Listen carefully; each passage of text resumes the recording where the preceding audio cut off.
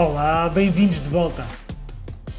Olá a todos! No último vídeo explorámos a interface e criamos o nosso formulário para a Academia de Talentos, dando-lhe um título claro, uma descrição esclarecedora e sucinta. Exatamente, já temos o rosto do nosso formulário. Agora vamos começar a adicionar as ferramentas para recolher as respostas. Vamos começar a adicionar as nossas primeiras perguntas. Muito bem, então para isso mesmo estamos aqui na nossa página google.com, já temos o login efetuado, sabemos porque o círculo inicial do utilizador já está aqui presente. Clicamos no mosaico de aplicações e depois vamos até ao nosso disco virtual Google Drive. Porquê que vamos até ao disco, Vanessa? Portanto, para acedermos à nossa pasta e dentro da nossa pasta temos então o nosso formulário que já foi criado nos vídeos anteriores. Vou agora clicar em o meu disco para podermos abrir a pasta Projeto Academia de Talentos e aqui começar então clicando, continuar o trabalho, não é assim? Clicando no ficheiro que é o ficheiro do formulário que já criamos previamente. Já sabem, duplo clique com o botão esquerdo do rato para abrir o nosso formulário. Já nos encontramos então aqui dentro do nosso formulário e qual é a primeira coisa que precisamos saber no nosso inquérito de Academia de Talentos? Precisamos saber quem é o nosso colega, não achas, Hélder? Então, para iniciarmos as perguntas ao utilizador, a primeira coisa que vamos perguntar é qual é o seu nome? Para isso, vamos então clicar onde diz Pergunta sem título, porque o nosso formulário começa já com este bloco preparado para nós, esta primeira pergunta, e aqui vou escrever o seu nome. Depois vamos clicar um pouco mais à frente, vamos ver o que é que nos espera aqui neste bloco. Reparem, temos algumas opções, alguns itens aqui assim presentes, vamos ao grande retângulo que aqui está e verificamos, olha, quando perguntamos o nome do utilizador, podemos escolher entre resposta curta, parágrafo, nós vamos escolher manualmente. Portanto, escolhendo manualmente, como vê, a lista é grande, portanto, vamos agora focar-nos nestes dois primeiros. Temos a resposta curta e temos também o parágrafo. A resposta curta, como o nome indica, serve para respostas breves, respostas factuais, que cabem numa só linha. É perfeito para pedir um nome ou pedir um e-mail, um número de telefone, até um código postal. É um campo muito utilizado. Sim. E a grande vantagem da resposta curta, que vamos ver em detalhe mais à frente, é que podemos aplicar a validação de resposta, ou seja, podemos garantir que os nossos colegas escrevam e-mails que contenham, por exemplo, o arroba, sem se enganarem, ou podemos também garantir que inserem um número de colaborador e que tenha exatamente 5 dígitos, por exemplo. Ótimo, então esta é uma opção muito poderosa para garantir dados de qualidade. Por agora, vamos carregar em resposta curta, vamos verificar aqui a questão, só corrigir e colocá-la corretamente e está perfeito. Vamos prosseguir, não é? Vamos adicionar a nossa próxima pergunta.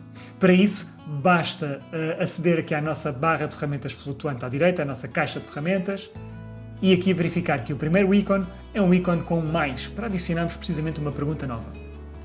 Portanto, parece muito bem e a próxima pergunta talvez faça sentido saber quais são os cursos que interessam aos nossos participantes e que depois vão estar disponíveis na nossa Academia de Talentos. É verdade, é uma ótima sugestão porque há alguns cursos com os quais já contamos e nos quais eu e a Vanessa nos vamos inscrever, culinárias, finanças pessoais, mas então e se os nossos colegas tiverem outras ideias geniais que nós não nos lembramos para cursos da Academia de Talentos?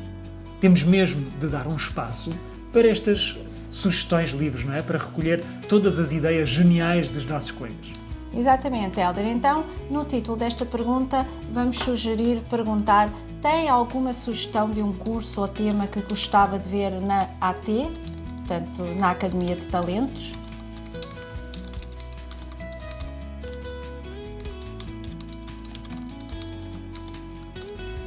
Acho ótimo. E para esta pergunta, como nós queremos que a pessoa possa escrever à vontade, com várias linhas, podendo até ser uma resposta longa e detalhada, vamos precisar da opção certa no tipo de pergunta. E olhem que o próprio Google Forms já adivinhou ele próprio já nos foi alterando a opção de pergunta para a pergunta que seria mais adequada. E é esta, olhem, de facto é a que ele indicou para nós, que é a opção parágrafo. É o que faz mais sentido nesta pergunta. E que, tanto, a grande diferença técnica entre as duas, entre resposta curta e parágrafo, é que na resposta curta, se o nosso colega, ao responder, carregar na tecla Enter, o formulário pode ser submetido. Avança para a próxima pergunta. Exatamente. Mas aqui no parágrafo a tecla Enter funciona como nós esperamos, portanto muda de linha e ele pode, portanto, escrever um texto mais longo.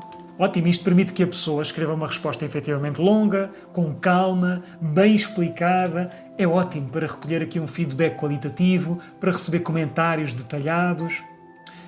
A grande desvantagem, claro, é que na análise dos dados não nos vai facilitar a vida, certamente. Vamos ter que analisar as sugestões uma a uma. Mas neste caso é precisamente isso que queremos, por isso vamos prosseguir. É isso mesmo, Hélder. Portanto, já temos as nossas primeiras perguntas, mas, Hélder, vamos imaginar que o formulário deveria apresentar a pergunta da sugestão antes da pergunta do nome. Ou seja, como é que achas que tem podemos... alguma sugestão de curso antes de pedir o seu nome? Por exemplo, como é que podemos reordenar isto? Portanto, como é que podemos reordenar as perguntas que já criámos, portanto, no nosso formulário? Como é que podemos alterar a sua ordem? É uma excelente pergunta, é muito simples e faz parte da nossa ginástica diária na criação de formulários. Se repararmos no topo de cada caixa de pergunta, temos aqui, olhem, estes 6 pontinhos, não é? E parece quase uma pequena pega para nós podermos utilizar e reordenar aqui a questão, que é exatamente o que vamos fazer. Quando pomos o rato sobre ela, o nosso cursor até muda de aspecto.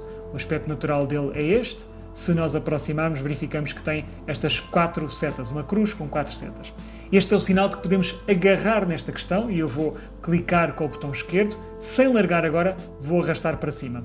E arrastando, reparem o que aconteceu. Largando o dedo do rato, agora já está, trocamos a ordem das perguntas. Primeiro temos então, tem alguma sugestão e a seguir vem o nome.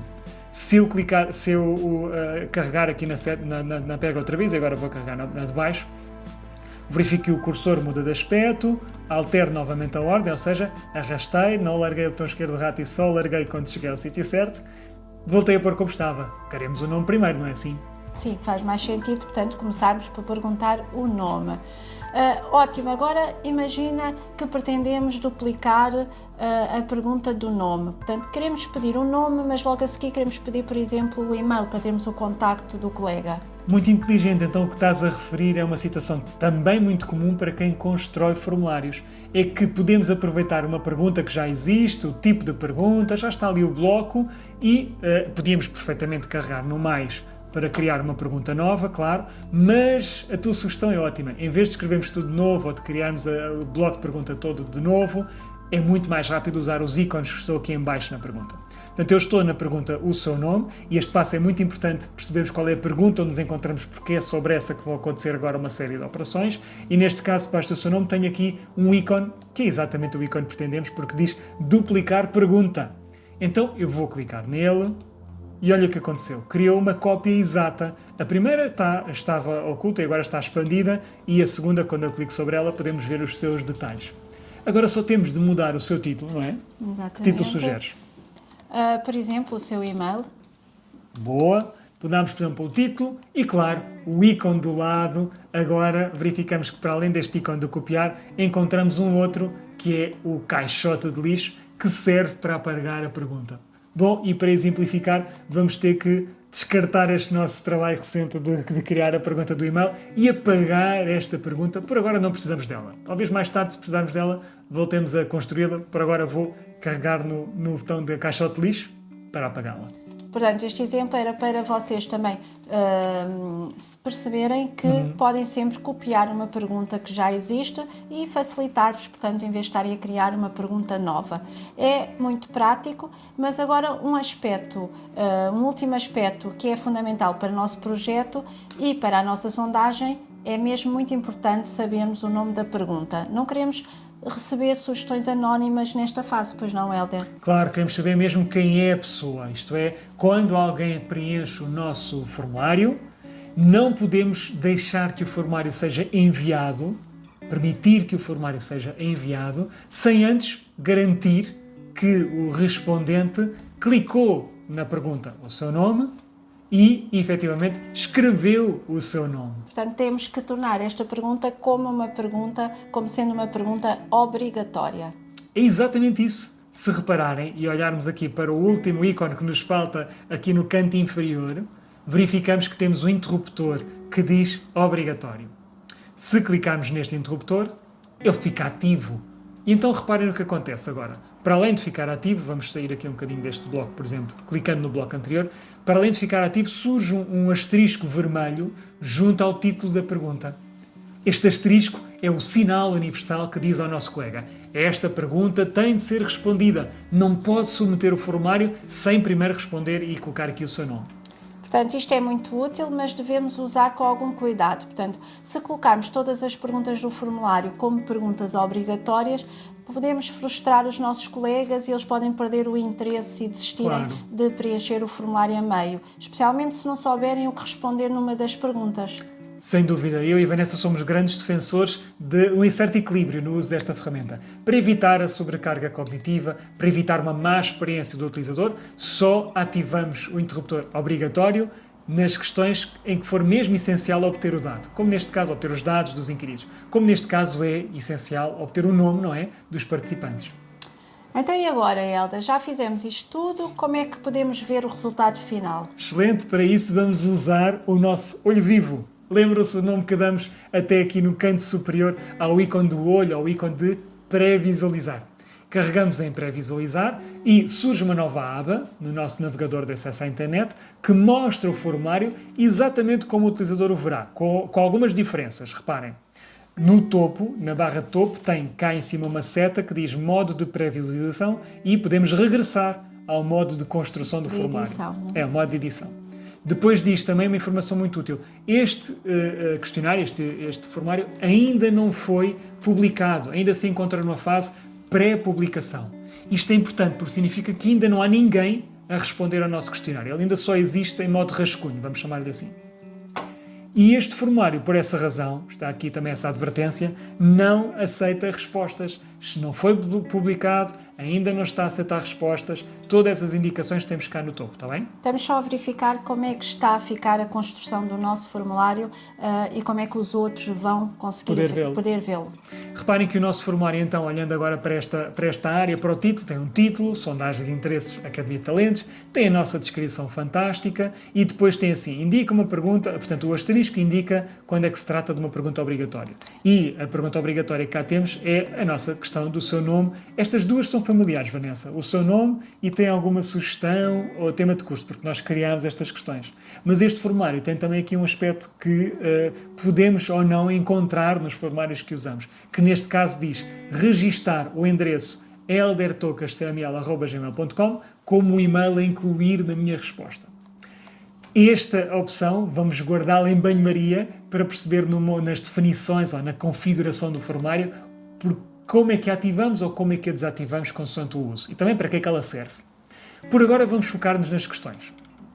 Se eu escrever aqui o meu nome, vai correr muito bem, está ótimo. E se eu tentar escrever qualquer coisa no campo sugestão,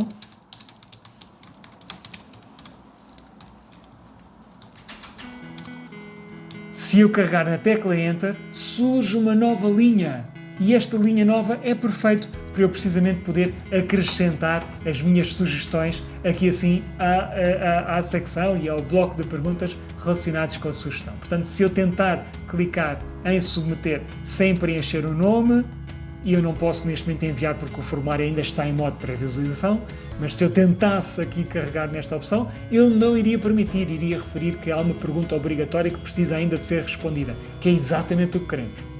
Excelente trabalho, Elda. Portanto, já temos o nosso formulário com o título, já temos a descrição, já temos as primeiras perguntas de texto abertas, então já sabemos como duplicar, como apagar uma pergunta, reordenar e tornar também uma pergunta obrigatória.